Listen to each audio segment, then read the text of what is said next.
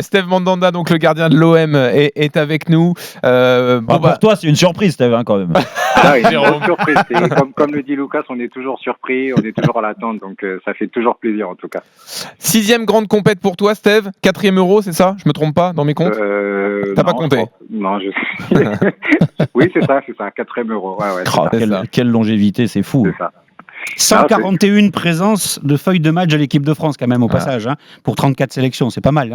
C'est vrai que ça fait un petit moment que je suis en sélection et c'est toujours le même plaisir et la même fierté que de pouvoir représenter l'équipe de France et de participer à ces grandes compétitions.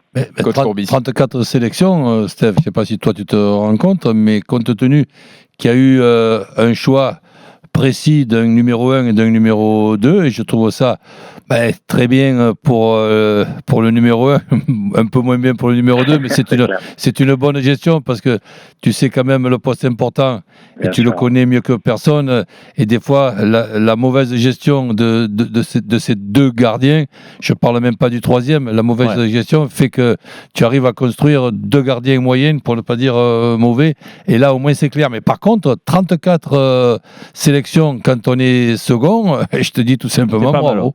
Merci beaucoup, surtout quand on voit le nombre de sélections que peut avoir Hugo, c'est qu'il n'a pas été souvent absent, il est très performant et on a la chance de l'avoir avec nous, et moi c'est sûr que quand j'ai l'occasion et un peu de chance de pouvoir participer à une rencontre, je le prends avec énormément de plaisir. J'ai beaucoup de rassemblements, c'est vrai, par rapport au nombre de sélections, mais pour moi c'est toujours une fierté, encore une fois, et un honneur, parce que c'est des aventures qui sont extraordinaires et magnifiques à vivre avec des joueurs comme ça, et avec le groupe France surtout. Mais on a suivi ta saison évidemment, puisque tu sais très bien que l'OM est un club qui est très regardé. Et donc cette saison, elle se termine quand même pas mal du tout avec cette 5e place. On te voit toujours aussi motivé. On t'a vu quand même performant le plus souvent possible, avec 2-3 matchs les moyens, appelons ça. Mais donc c'est une saison bien remplie.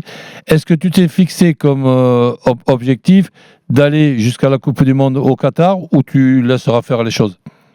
C'est vrai que c'est une saison qui a été vraiment très très difficile pour tout le monde, c'est vrai, mais nous encore plus avec des résultats un peu moyens, avec ce qu'on a pu vivre aussi au sein du club, comme tu l'as dit, qui est suivi, qui est aimé, mais c'est un club qui est tellement passionné, et quand ça va pas, c'est parfois difficile. Donc la saison a été assez éprouvante.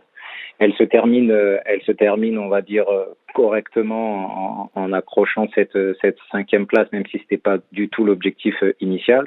Mais on a un peu sauvé les meubles par rapport à cette saison, et on espère repartir la saison prochaine avec on va dire